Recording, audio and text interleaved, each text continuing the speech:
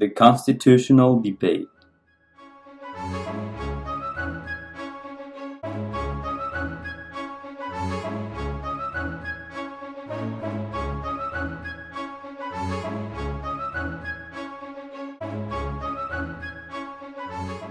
Federalists versus Anti-Federalists.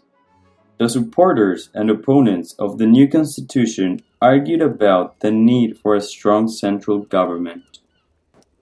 The convention had established a process in which 9 states had to ratify the constitution in order to enforce it all over. Each state held a convention. Supporters of the change through a new constitution were called Federalists. James Madison, Alexander Hamilton, and John Jay were among them. They published the Federalist Papers, in which they called for a stronger federal government. Opposing them stood the anti-federalists, such as George Mason. They felt that though the change was needed, it was not as dramatic as the one proposed in the Constitution.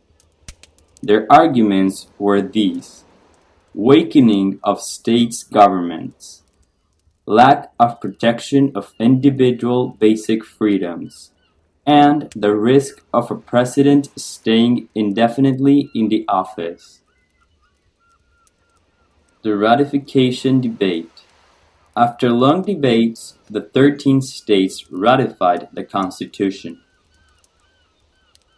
The debate between Federalists and Anti-Federalists worsens as ratification conventions were held in the states. There were many Federalist states, such as Delaware, Pennsylvania, New Jersey, Georgia, and Connecticut, that ratified it quickly. Massachusetts, Maryland, and South Carolina soon followed. Powerful Virginia had not yet made up its mind. Its vote was crucial for ratification. Patrick Henry led the attack on the Constitution. James Madison supported the Constitution.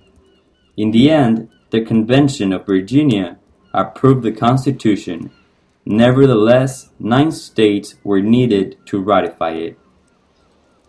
Rhode Island was the last to ratify the Constitution in May of 1790. The Bill of Rights. Considering the anti-federalist opinions, it was agreed to create a Bill of Rights based on individual rights. Once the Constitution was ratified, Congress took measures to establish a new government.